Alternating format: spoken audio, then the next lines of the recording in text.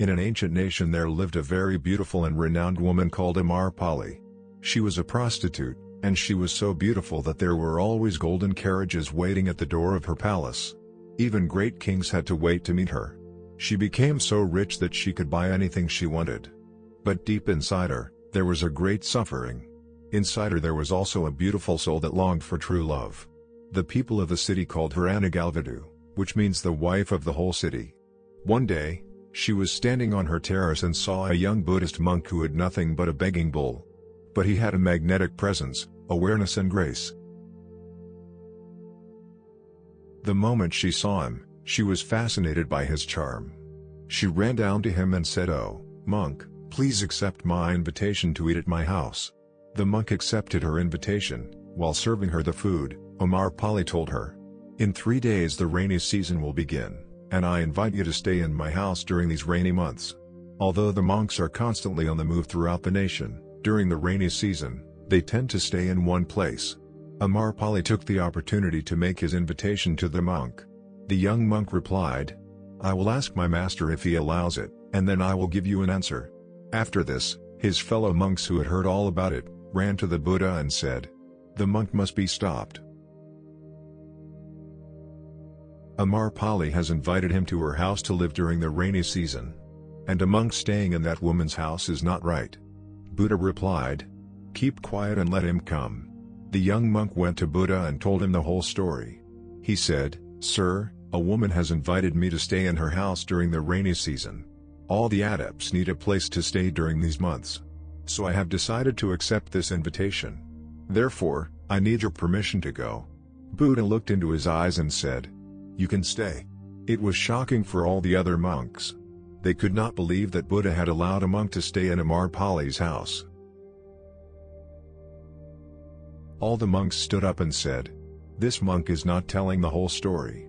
He says that a woman has invited him, but actually Impure has invited him. She is a prostitute. How can he stay in a prostitute's house for the whole rainy season?"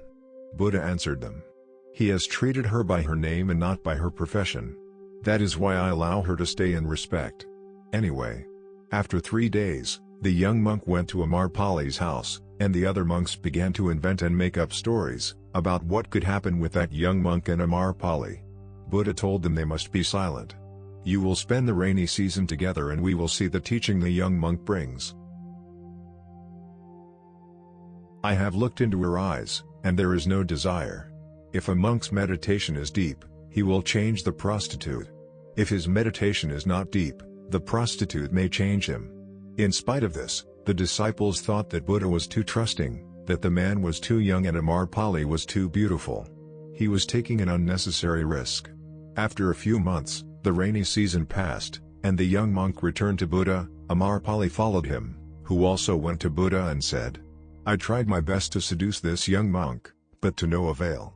Instead, he convinced me that real life is found in knowing your true self. Now I want to donate all my possessions and wealth to the Buddhist community." It is said that Impure later became one of the enlightened nuns among Buddha's disciples. Bringing this same story to our own time, we observe that we often let our thoughts and impulses take control over our being. Most people indulge their impulses without any kind of awareness. But no matter how much this impulse satisfies us, it is never the answer to feeling fulfilled. Sexual energy is considered the vital energy of the body, which should not be wasted. By conserving it, we can achieve significant progress and success in various aspects of life. However, it is also important to keep in mind that the right way to control sexual desire is not simply to suppress it. Suppressing it can lead to other problems such as anger and frustration. Instead, the emphasis should be on redirecting the energy behind sexual desire. According to yogic science, we all have sexual energy in our body. In a normal human being, this sexual energy flows downwards, which triggers sexual desires and impulses in us. Through the practice of meditation, this sexual energy gradually begins to rise and is transmuted into a spiritual energy, which is also called Ohas. The Ohas is a spiritual energy which is stored in the brain. A man who has a large amount of this energy in his brain can carry out immense mental work. His intelligence is intensified and he acquires a magnetic aura. When a man possesses high levels of this energy, He can influence people with just a few words. A short speech of his makes a tremendous impression on the minds of the listeners. Moreover, this transmuted energy is a very powerful impulse, which can help us to achieve our goals and objectives in record time. Buddha, Paramahansa Yogananda, Swami Vivekananda, and Raman Maharishi are just a few examples of men who went through this energy and became people who marked history with their teachings, reflecting the immense transformative power that this process has for a man's life.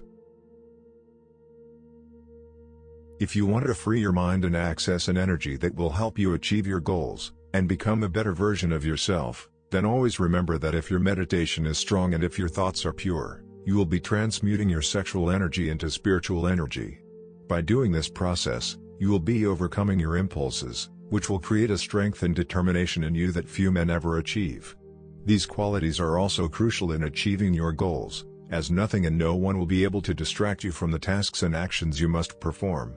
This Buddhist story leads us to understand the power that we have always had at our disposal, but that through weakness and lack of discipline we give over to our impulses, wasting this valuable energy that could help us to improve all facets of our lives.